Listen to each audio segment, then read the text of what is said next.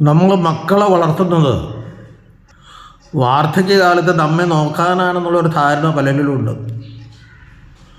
ഈയിടെ ഒരു വീഡിയോയിൽ കണ്ടത് ഒരച്ഛൻ പറഞ്ഞത് മക്കളാണ് നമ്മുടെ ശത്രുക്കൾ, പ്രായമായിട്ട് വരുമ്പോൾ അവർ നമ്മൾ നോക്കണില്ലെന്നാണ്. അത് മുഴുവൻ ശരിയാണെന്ന് പറയാൻ പറ്റില്ല. നമ്മൾ മക്കളെ വളർത്തുന്ന, അവർക്ക് വിദ്യാഭ്യാസം കൊടുത്ത് അവരെ മിടുക്കരാക്കി അല്ലെങ്കിൽ മിടുക്കിയാക്കി സമൂഹത്തിന് വിട്ടുകൊടുക്കണമെന്നാണ് പിതാക്കന്മാർ പഠിപ്പിക്കുന്നു. സഭയ്ക്കും സമൂഹത്തിനും അവർ പ്രയോജനകരമായി ജോലി ചെയ്യണം. നമുക്ക് വേണ്ടി നമ്മളെ മക്കളെ വളർത്തുന്നത് പറഞ്ഞാൽ നമ്മൾ സ്വാർത്ഥന്മാരായിട്ട് തീരുകയാണ്. അങ്ങനെ പാടില്ല. അവർ തമ്മിൽ നോക്കണ്ട എന്നുള്ള അർത്ഥത്തിലല്ല പറയുന്നു. കന്യക മറിയാം യേശുവിനെ പാലൂട്ടി താരാട്ടി വളർത്തി സമൂഹത്തിന് വിട്ടുകൊടുത്തു, സഭയ്ക്ക് വിട്ടുകൊടുത്തു.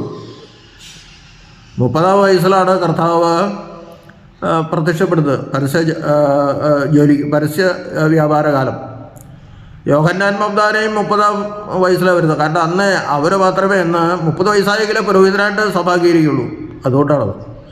അപ്പോൾ മക്കളെ വളർത്തി സഭയ്ക്ക്, സമൂഹത്തിന് കൊടുക്കുക. സമൂഹത്തിന് എന്തെങ്കിലും അങ്ങോട്ട് കൊടുക്കണം. സമൂഹത്തെ ഇങ്ങോട്ട് സ്വീകരിക്കാനല്ല, സമൂഹത്തിന് പ്രയോജനകരമായിട്ട്, സഭയ്ക്കും സമൂഹത്തിനും എല്ലാത്തിനും പ്രയോജനകരമായിട്ട് നമ്മുടെ മക്കൾ ഭവിക്കുവാനായിട്ടാണ് നാം മക്കളെ വളർത്തേണ്ടതെന്ന് ഓർമ്മിപ്പിക്കുന്നു.